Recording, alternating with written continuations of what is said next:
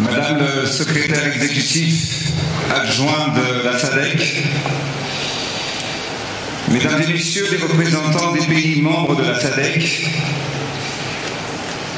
Mesdames et Messieurs les membres du gouvernement, Mesdames et Messieurs les parlementaires, Mesdames et Messieurs les membres du corps diplomatique et consulaire, Mesdames et Messieurs les présidents de groupements et membres du secteur privé, distingués invités, Mesdames et Messieurs.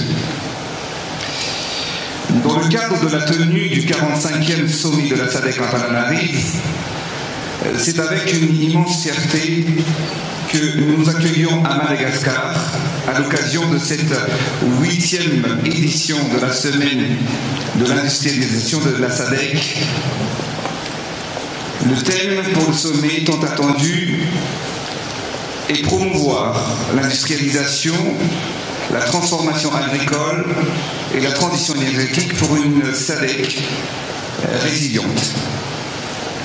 Cela s'inscrit pleinement dans le contexte et les enjeux actuels de notre région, celle de bâtir une Afrique australe, compétitive et intégrée.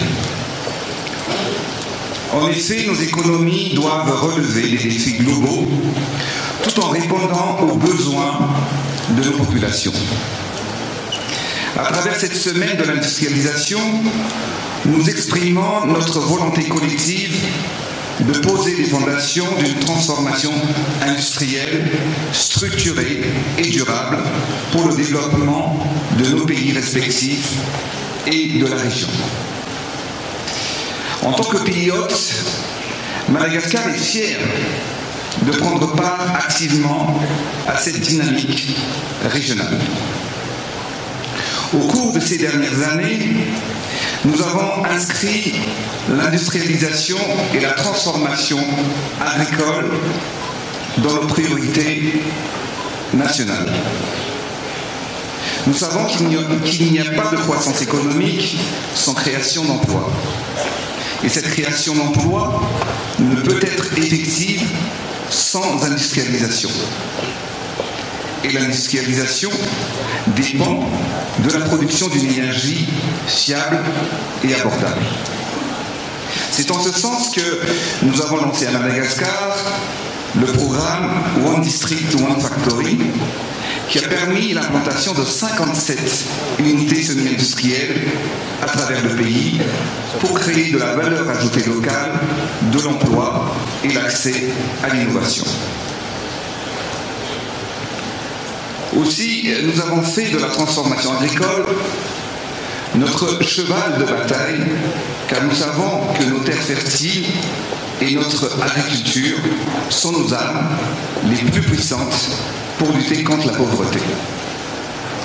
À titre d'exemple, en mécanisant nos agricultures et en accompagnant nos paysans, nous pouvons tripler, voire quadrupler notre production rizicole en passant de 2,5 à 9, voire même 12 tonnes à l'hectare à l'horizon des prochaines années.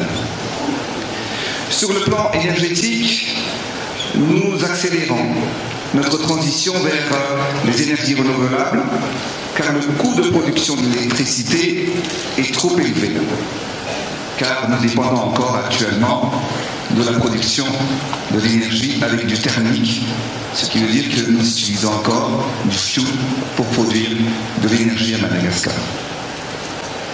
Cette production coûte jusqu'à 30 centimes de dollars le kilowattheure, alors que les foyers malagasy aujourd'hui ne paient que 10 centimes de dollars le kilowattheure. Cela impacte fortement notre économie. C'est pourquoi la modernisation de notre système énergétique est indispensable pour promouvoir une industrie viable et compétitive.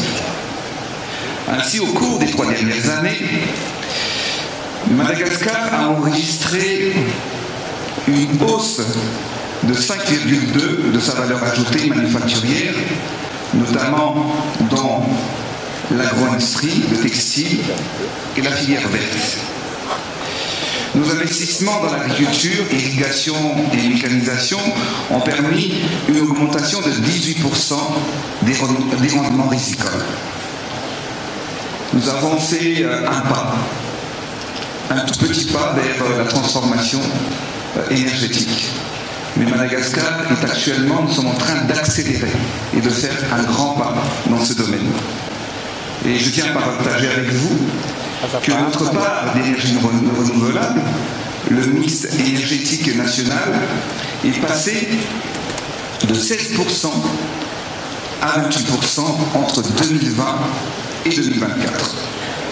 Et à partir de cette année, l'État investira dans l'installation de parcs solaires de 100 MW par an, 100 MW par an, pour atteindre un objectif de production de 70% d'énergie propre d'ici 2028. Nous allons constater donc la transformation de notre pays, surtout à travers la mise en place des parcs solaires dans tout le pays. Chaque semaine, chaque mois, nous sommes en train actuellement d'inaugurer des parcs solaires dans tout le pays.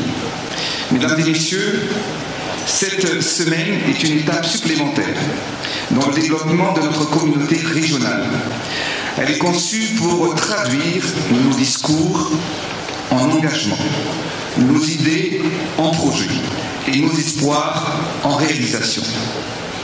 Le thème que nous traitons ensemble est déterminant et surtout urgent. Urgent car nos économies doivent résister au choc extérieur. Urgent car notre jeunesse attend des emplois dignes et durables. Urgent car nous devons préparer une Afrique souveraine, innovante et conquérante. La SADC a le potentiel de devenir une région et une zone industrielle de référence sur le continent africain. Et Madagascar est prêt à jouer son rôle dans cette dynamique. Ensemble, nous reconnaissons que l'industrialisation n'est pas un objectif en soi, mais un processus fondé sur une volonté politique commune et la cohérence de nos actions stratégiques. Ainsi, agissons sur les axes prioritaires, à savoir, premièrement, renforcer les chaînes de valeur régionales pour transformer nos produits locaux et générer des emplois durables. À Madagascar, nous avons mis en exergue qu'il faut produire et transformer localement tout ce dont la population a besoin. Il faut également accélérer la transition énergétique verte, autonomiser nos PME, nos jeunes et nos femmes pour en faire de véritables moteurs de croissance industrielle. Moderniser l'agriculture vers une production et productivité intelligente et résiliente.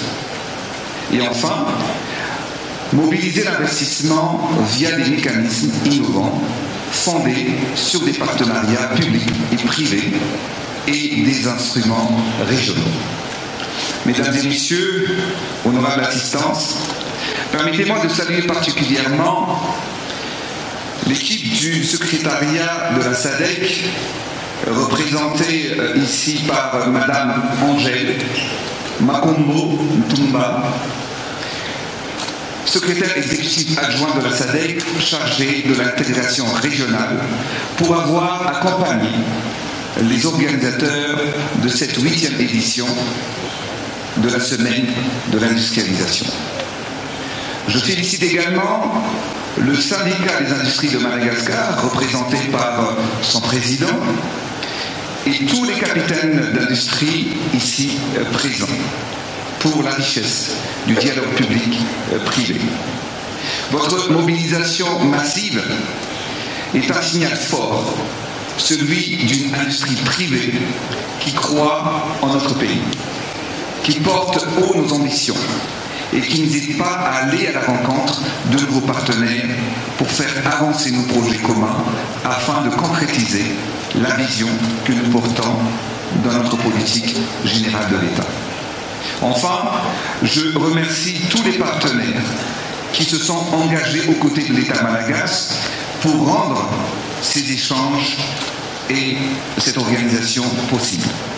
Aujourd'hui, c'est ensemble que nous bâtissons un SADC résiliente, une SADC résiliente, industrielle et inclusive, car nous partageons une même vision du développement. À travers vos projets, vos investissements, vos choix stratégiques, vous transformez cette vision commune en réalité.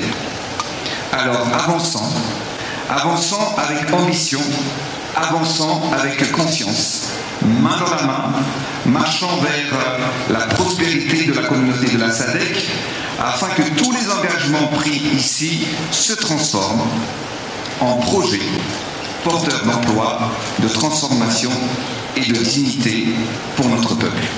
Ainsi, je déclare officiellement ouverte la huitième semaine de l'industrialisation de la SADC à Antananarive. Je vous remercie de votre attention. Merci.